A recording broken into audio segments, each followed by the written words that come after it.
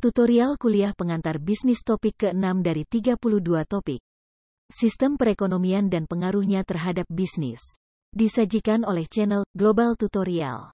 Lingkungan ekonomi merupakan lingkungan yang dapat menjaga kelangsungan bisnis. Perekonomian merupakan studi mengenai cara sumber daya didistribusikan untuk memproduksi barang dan memberikan layanan dalam sistem sosial. Sumber daya yang dimaksud dapat meliputi sumber daya alam, tanah, air, mineral, hutan, dan sumber daya lain yang tidak dapat dibuat oleh manusia, sumber daya manusia, tenaga kerja dengan kemampuan fisik dan mental yang dibutuhkan dalam menghasilkan barang dan memberikan layanan, dan sumber daya keuangan, dana atau modal yang diperlukan dalam memperoleh sumber daya alam dan manusia yang digunakan dalam menghasilkan barang dan memberikan layanan. Ketiga sumber daya ini sering disebut sebagai faktor-faktor produksi.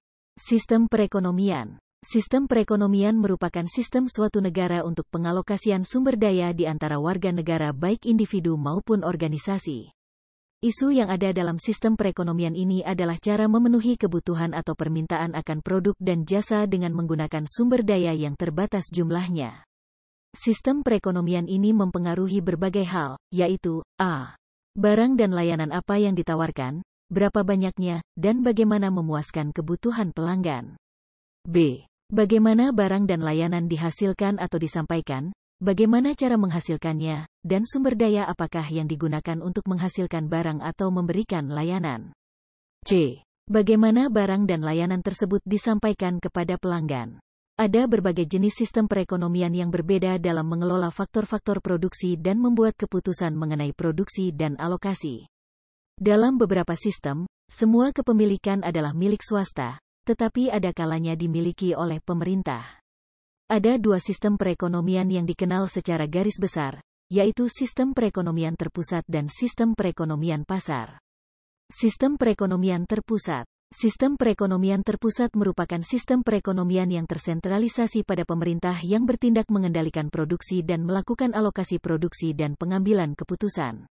Ada dua jenis sistem perekonomian terpusat, yaitu komunisme dan sosialisme. Komunisme merupakan sistem di mana pemerintah memiliki dan mengoperasikan semua faktor produksi. Dengan sistem tersebut, pemerintah dapat menugaskan orang untuk bekerja, memiliki semua bisnis, dan mengendalikan semua keputusan bisnis, baik mengenai hal yang akan diproduksi, berapa harga yang harus dibayar, bagaimana pembayarannya, dan sebagainya. Tokoh komunisme adalah Karl Marx, yang menyatakan bahwa individu akan memberikan kontribusi melalui kemampuannya dan menerima keuntungan melalui kebutuhannya. Karl Marx juga mengharapkan pemerintah merupakan pemilik langsung faktor-faktor produksi. Negara-negara Uni Soviet dan beberapa negara di Eropa Timur menggunakan sistem komunis ini hingga akhir abad ke-20. Akhir-akhir ini, negara-negara seperti Korea Utara, Vietnam, dan RRC menyatakan dirinya menggunakan sistem komunis yang terbuka. Sehingga walaupun masih menganut sistem perekonomian terpusat namun negara-negara tersebut telah menganut sistem perdagangan bebas. Sistem perekonomian sosialis lebih dinilai sebagai sistem perekonomian campuran dan akan dibahas dalam sistem perekonomian campuran. Sistem perekonomian pasar. Dalam perekonomian pasar, produsen dan konsumen secara individual mengendalikan produksi dan alokasi dengan menciptakan kombinasi dalam penawaran dan permintaan. Pasar merupakan mekanisme pertukaran antara pembeli dan penjual baik barang maupun jasa. Perekonomian pasar terkait dengan kapitalisme dan perdagangan bebas untuk menciptakan lingkungan ketika penjual dan pembeli bebas menjual dan membeli yang mereka pilih dengan batasan tertentu. Hal ini menyebabkan produk yang dihasilkan beserta harganya ditentukan oleh penawaran dan permintaan. Dalam sistem perekonomian pasar, individu memiliki kebebasan, baik dalam membeli dan menjual produk atau jasa, dalam bekerja dimanapun, dalam menabung dan investasi, dan dalam hal penggunaan uangnya untuk apapun juga yang mereka inginkan. Hal ini tidak terjadi dalam sistem perekonomian terpusat.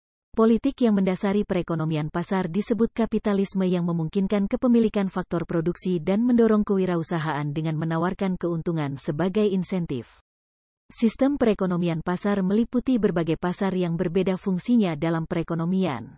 Sebagai konsumen, pilihan produk dan berapa harga yang harus dibayarkan untuk produk dan layanan ditentukan dengan kesepakatan antara pembeli dan penjual.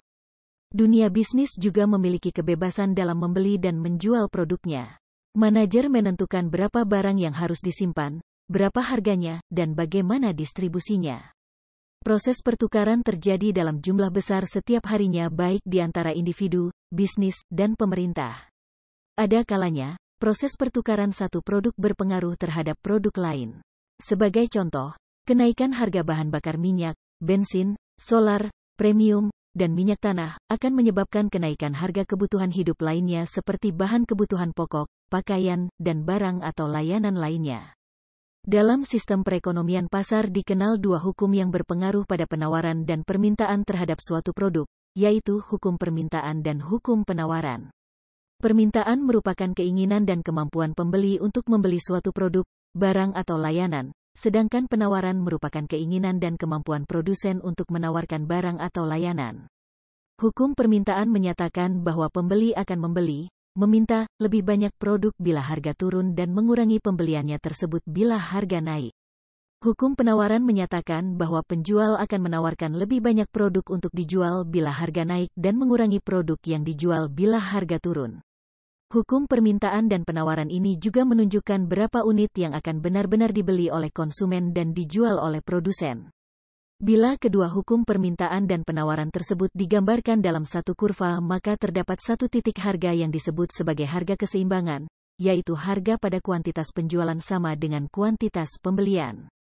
Selanjutnya, terdapat kondisi surplus atau untung dan kondisi kekurangan atau rugi.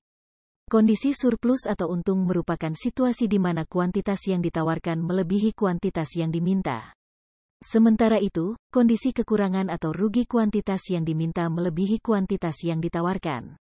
Dalam bisnis harus dilihat kombinasi yang ideal antara penentuan harga dan kuantitas yang ditawarkan untuk mendapatkan keuntungan maksimum, mempertahankan niat baik antara pembeli dan mengurangi persaingan. Selain berlakunya hukum penawaran dan permintaan, dalam perekonomian pasar bebas juga dikenal adanya sistem perdagangan swasta, yang memungkinkan individu mendorong keinginannya untuk bisnis dengan meminimalkan campur tangan pemerintah.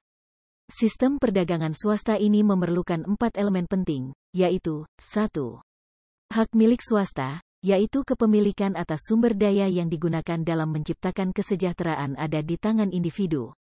2. Kebebasan memilih, yaitu kebebasan individu dalam memilih produk yang dibeli dan memilih karyawan untuk dipilih bekerja di perusahaannya atau memilih produk yang dijual dan menawarkan tenaga kerja untuk dipekerjakan di perusahaan. 3. Keuntungan dan kebebasan akan mendorong orang untuk berani menanggung resiko untuk mendapatkan keuntungan. Keuntungan ini juga mendorong individu untuk memilih produk yang ditawarkan ke pasar. Keuntungan akan memotivasi individu untuk memulai bisnis. 4. Persaingan yang akan memotivasi individu untuk mengoperasikan bisnis dengan lebih efisien. Persaingan akan terjadi apabila ada 2 atau lebih bisnis yang beroperasi menghasilkan produk yang sama di pasar yang sama pula. Persaingan juga mampu mendorong bisnis menghasilkan barang dan layanan dengan lebih baik dan lebih murah. Sistem perekonomian campuran. Dalam kenyataannya, tidak ada sistem perekonomian yang murni terpusat maupun murni perekonomian pasar. Banyak negara yang menggunakan sistem perekonomian campuran dengan karakteristik yang merupakan kombinasi dari kedua sistem perekonomian tersebut. Apabila pemerintah melakukan perubahan dari perekonomian terpusat ke perekonomian pasar, maka pemerintah biasanya melakukannya dengan menggunakan mekanisme pasar melalui privatisasi, yaitu proses penggantian kepemilikan dari pemerintah ke kepemilikan pribadi. Dalam sistem terpusat yang disebut dengan sosialisme, pemerintah dapat memiliki dan beroperasi pada industri secara selektif. Dalam perekonomian campuran, pemerintah dapat mengendalikan perbankan, transportasi, atau industri yang menghasilkan barang yang digunakan oleh seluruh warga masyarakat, sedangkan industri yang merupakan bisnis kecil dapat dikuasai oleh swasta. Selain ketiga sistem perekonomian tersebut, yaitu sistem perekonomian terpusat, sistem perekonomian pasar, dan sistem perekonomian campuran, ada pula yang membagi sistem perekonomian menjadi sistem komunisme, sosialisme, kapitalisme, dan sistem campuran. Dalam sistem perekonomian komunisme, kepemilikan bisnis berada dan dilakukan oleh pemerintah. Dalam sistem tersebut tidak ada persaingan karena semua dimiliki dan dioperasionalkan oleh pemerintah sehingga keuntungan pun dimiliki oleh pemerintah. Ketersediaan produk, barang dan layanan terbatas sehingga harga selalu tinggi. Dalam sistem perekonomian komunisme hanya sedikit pilihan karir bagi karyawan karena semua orang bekerja pada pemerintah, tidak ada pilihan lain. Contoh negara yang menganut sistem perekonomian komunisme adalah Korea Utara, Kuba, Venezuela, dan Cina. Sementara itu, pada sistem perekonomian sosialisme, pemerintah hanya memiliki dan mengoperasionalkan industri utama di negara tersebut, sedangkan individu hanya dapat memiliki industri kecil. Hal ini menyebabkan persaingan juga hanya terjadi pada industri kecil. Keuntungan industri kecil akan digunakan untuk investasi pada industri kecil tersebut, sedangkan keuntungan industri utama atau besar yang dikelola pemerintah juga akan digunakan untuk investasi oleh pemerintah. Oleh karena itu, sistem perekonomian sosialisme dianggap menganut sistem perekonomian campuran. Dalam sistem perekonomian sosialisme ini, masyarakat memiliki beberapa pilihan terhadap barang dan layanan yang diberikan, namun harga barang dan layanan tersebut ditentukan oleh penawaran dan permintaan. Dalam sistem perekonomian tersebut tenaga kerja memiliki beberapa pilihan karir, namun sebagian besar tenaga kerja tersebut bekerja pada pemerintah. Contoh negara yang menganut sistem perekonomian sosialisme adalah India, Israel, dan Swedia. Sistem perekonomian ketiga adalah sistem perekonomian kapitalisme. Dalam sistem perekonomian kapitalisme individu memiliki dan dapat mengoperasionalkan semua bisnis sehingga keuntungan yang diperolehnya dapat digunakannya secara bebas. Persaingan digerakkan oleh kekuatan pasar dan peraturan pemerintah. Dalam sistem perekonomian kapitalisme ini, pelanggan juga memiliki pilihan yang sangat banyak terhadap barang dan layanan yang ditawarkan sehingga harga juga ditentukan oleh penawaran dan permintaan. Selain itu, masyarakat, khususnya tenaga kerja memiliki pilihan karir yang tidak terbatas jumlahnya. Contoh negara yang menganut sistem perekonomian kapitalisme Amerika, Kanada, Jepang, dan Australia. Sistem perekonomian keempat adalah sistem perekonomian campuran, yaitu sistem perekonomian yang tidak murni kapitalis, sosialis, ataupun komunis. Sistem perekonomian campuran mempunyai elemen yang berasal dari lebih dari satu sistem perekonomian. Hal ini dapat dilihat misalnya Swedia yang merupakan penganut sistem perekonomian sosialisme, namun banyak kegiatan bisnis yang juga dimiliki oleh individu. Dalam sistem perekonomian kapitalisme Amerika misalnya, pemerintah juga masih memiliki hak operasi atas usaha layanan pos. Demikian halnya dengan Rusia, Hungaria, Polandia, dan beberapa negara di Eropa Timur lainnya. Pemerintah negara tersebut juga telah menjual beberapa kepemilikan bisnis kepada pihak swasta, individu atau perusahaan. Sistem perdagangan bebas dan kekuatan penawaran permintaan. Berbagai sistem perekonomian di negara-negara Amerika, Kanada, dan Jepang mendasarkan pada sistem perdagangan bebas, sedangkan negara-negara yang menganut sistem perekonomian sosialisme dan komunisme seperti Cina dan Rusia menerapkan prinsip perdagangan bebas dalam sistem perekonomiannya. Sistem perdagangan bebas memberikan kesempatan bagi bisnis untuk mendasarkan pada permintaan pasar dalam mencapai keberhasilan atau kegagalannya. Sistem perdagangan ini memberikan kesempatan pada bisnis untuk beroperasi secara efisien dan menjual barang atau menyediakan layanan yang diinginkan pelanggan agar sukses. Bisnis yang tidak efisien akan melakukan kegiatan yang tidak memberikan manfaat, sehingga gagal dalam menarik minat pelanggan untuk membeli. Sejumlah bisnis harus siap melakukan perdagangan bebas dalam melakukan usahanya, yaitu dengan cara A. Setiap individu harus memiliki hak untuk memperoleh dan melepas hak miliknya untuk dapat bekerja keras dan melakukan investasi untuk memperoleh hak milik tersebut. B. Individu dan bisnis harus memiliki hak untuk mendapatkan keuntungan dan menggunakan keuntungan seperti yang mereka harapkan, yang dibatasi oleh hukum dan nilai-nilai dalam masyarakat. C. Individu dan bisnis harus memiliki hak untuk membuat keputusan yang menentukan cara bisnisnya beroperasi. Meskipun ada peraturan pemerintah, namun filosofi mengenai kebebasan harus diatur sesuai dengan prinsip keadilan. D. Individu harus memiliki hak memilih karir yang akan dijalani, di mana mereka akan hidup, membeli barang atau mendapatkan layanan, dan sebagainya. Demikian juga dengan bisnis, yang berhak memilih di mana mereka akan beroperasi atau berlokasi, barang atau layanan apa yang akan ditawarkan, sumber daya apa yang akan digunakan dalam proses, dan sebagainya. Tanpa adanya hak-hak tersebut, bisnis tidak akan mendapatkan kesuksesan karena mereka tidak akan termotivasi. Negara-negara yang telah melakukan prinsip perdagangan bebas akan lebih berhasil daripada yang belum. Mereka akan bebas melakukan pilihan dan membuat keputusan mengenai ketenagakerjaan dan mampu menciptakan sistem produksi yang digunakan.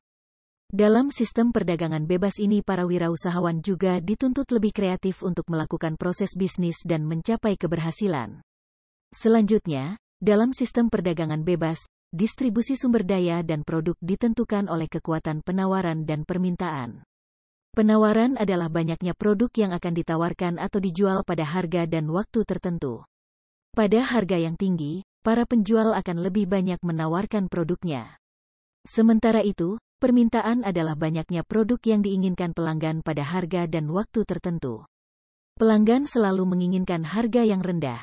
Produk yang diinginkan pelanggan dan yang ditawarkan penjual akan laku pada tingkat harga keseimbangan. Harga keseimbangan merupakan harga di mana banyaknya produk yang akan ditawarkan sama dengan banyaknya produk yang diinginkan pelanggan untuk dibeli pada waktu tertentu. Kritik terhadap penawaran dan permintaan adalah sistem yang tidak mendistribusikan sumber daya secara sama. Kekuatan penawaran dan permintaan mencegah penjual yang harus menjual pada harga yang lebih tinggi, sementara pembeli tidak dapat membeli produk pada harga yang lebih rendah. Demikianlah materi topik ke-6 tutorial mat kuliah pengantar bisnis. Channel Global Tutorial dipastikan sangat bermanfaat bagi siapa saja yang ingin menambah wawasan, termasuk mahasiswa perguruan tinggi negeri dan swasta manapun di Indonesia. Video tutorial juga dituturkan dan disubtitelkan agar dapat ditonton, dibaca sambil didengarkan. Jangan khawatir jika belum langsung paham. Untuk pemahaman yang lebih baik, putar dan dengarkan video ini berulang-ulang. Subscribe dan like, agar Anda mendapatkan update tutorial lainnya. Bagikan juga link video ini, agar teman lain juga mendapatkan manfaat channel ini. Sekian dan terima kasih. Sampai jumpa.